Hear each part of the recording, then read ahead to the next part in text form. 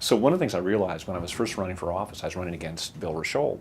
And I remember at one of the candidates forums that Bill made a comment, he said, well, I drive a lot. And at the time I kind of thought, well, but what do you do? And then after serving in office, I recognized that he actually made a really good point. And the point being that in Eastern Oregon, there's a lot of political dynamics that goes on in Salem. And we have to spend a lot of time making connections in Salem and around the state and in Portland. So whether I've been working on the local community action council for healthcare programming, it's involved a lot of opportunity to interact with people from around the state. And I look back and I go, that's been a surprise to me, and it is tiring. And it does take a lot out of you. And I know being from Eastern Oregon, there's an extra burden in terms of getting things done that way. Now, some of this is if you take these issues of local concern importantly, such as health care, which I do, and that's been something I've been interested in since the ACA passed, there's some payoffs for that. So I applied to the governor to be appointed to a special panel on what's called independent living, and that particularly serves people with disabilities, and I was really happy I was just reappointed to that. So when I look back, I look at some of these impacts that I've been given the opportunity to work on, including healthcare, including poverty issues, including integration of equity for people who have been routinely excluded from the political process. Those are the things I look back on, and so it's kind of funny, and it's kind of a mixed answer to you. One is the amount of travel that it takes for somebody from Eastern Oregon, and then number two, just how important it is. Because we talk about barriers for people with disabilities. That's one of the things I'm constantly advocating for. I similarly was appointed to what's National Association of Housing Revitalization Officials. I'm actually on their National Commissioners Board, which is a real honor. And I'm there because of my work with the local housing authority, which fantastic work. But I've certainly come to terms with the fact that we have to make sacrifices in Eastern Oregon to get our voices heard. That's frustrating, because in order to get that done, I'm a single dad. I've had to make choices about, okay, what does this mean to my kids? And before you're in office, you don't realize what those impacts are going to be.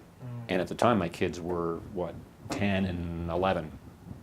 And they don't understand that, because I didn't understand it. I couldn't say to them, even though I've been involved with politics for 40 years, I couldn't say, okay, this means you're not going to see me for 3 days. Or this means that when you do see me, I'm going to have a stack of paperwork that I just have to get through. Because if I don't get this done, that means it's actually going to affect what I have to know about these programs that affect people's health care. So that's kind of a general impression when I look back and I go, where did the time go? Yeah. It's just gone, just like that. But So I wouldn't trade it for anything. It's quite an honor.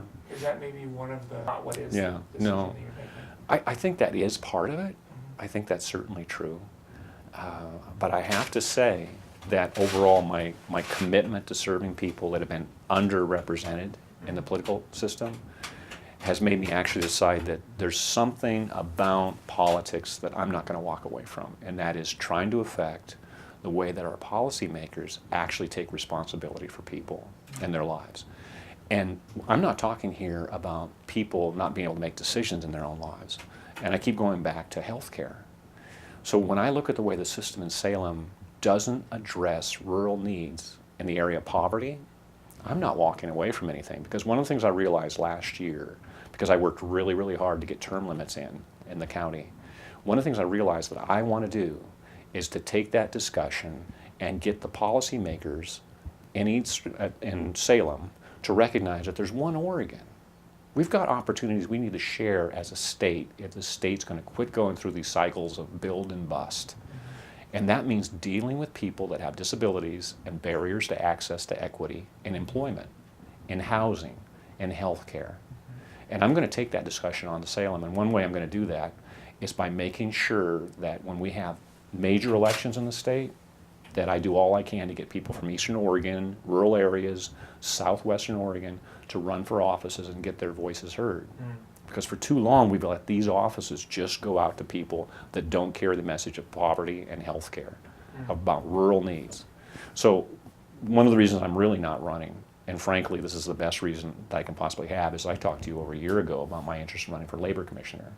And at the time I expected that the incumbent was 50-50 on running again. He decided not to run. And so I started listening to who was going to run, all the time still being interested in bringing up this discussion about poverty and opportunity for accessing health care effectively across the state, especially in rural Oregon. And when I see who's running, I say, you know what, I've been involved in politics all my life, but my pursuit has never been just to get elected. That's not what I care about. What I care about are the people that keep getting shut out of politics. And by God, I'm going to run for state labor commissioner, and I'm going to have that argument of representing everyone in Oregon, and it's going to be an uphill campaign, but I'm going to do it. And I could have taken the safer route and said, well, I'll go ahead and run for re-election. I'll do that. And I can kind of work my way through, and I've still got some priorities I want to touch on with you locally. But I'm going to take that argument now, and I'm going to run now. So I actually filed on the first day of filing, September 7. I was at a meeting in Salem. So I went over to Secretary of State and did what I'd thought of doing for a year. I prayed about it and considered the possibilities, the benefits of just having a discussion about somebody finally fighting for people in poverty in this state. And I thought, somebody said, are you sure you want to do that? And I said, hell yes. Who else is doing it? Who else has tried to do it? And my answer was, nobody's doing it. Nobody's actually fighting for people right on the ground level. Look, I may have been trained as a lawyer. I've got 9 years of college. But I'm the only person I know that's got that education that at the same time worked as a single dad and worked in a clamp factory, putting clamps together. I've worked as a security guard. So I've worked in factories. And I've done those things because I needed to do it for my family. And unless we get politicians that are back to being citizen legislators again, we're going to give up on the fight of making sure that everybody really gets heard in the process. So when you ask me, why do I really not want to run again?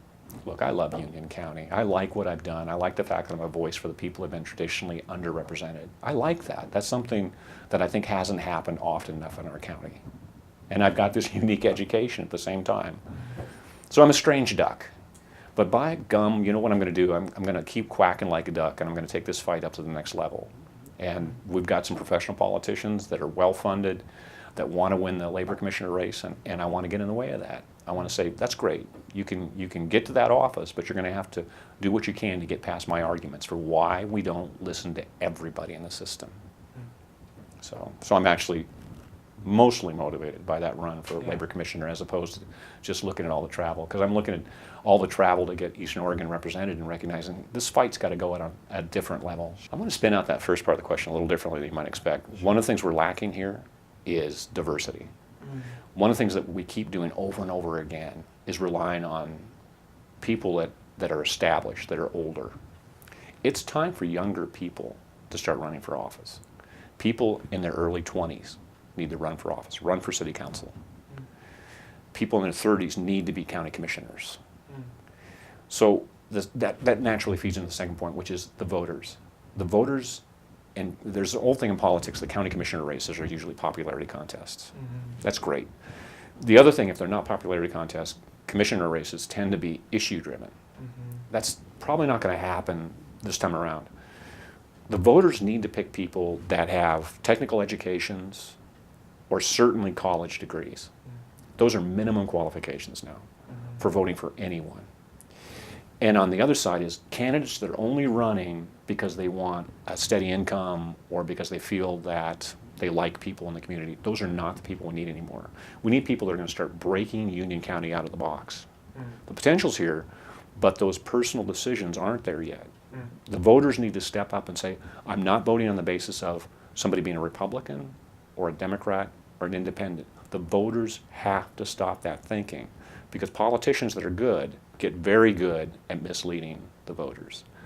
So the voters need to educate themselves. The major responsibility for changing what we're sinking into right now rests with the voters. When I came into office, it was nice to do threes. I had 3 reasons to run, then I had 3 reasons to serve, and I had 3 things I wanted to do. Number 1 was addressing the jail facility. Number 2 was dealing with the golf course. And number 3 was poverty in Union County.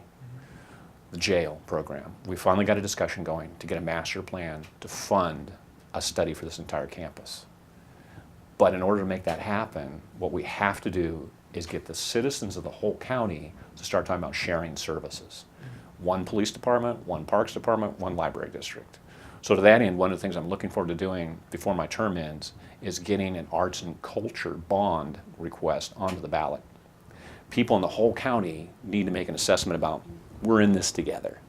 And so even though it's one issue, I'm hoping there'll be a broader discussion about what can we do as a county to coordinate between the cities and the county government.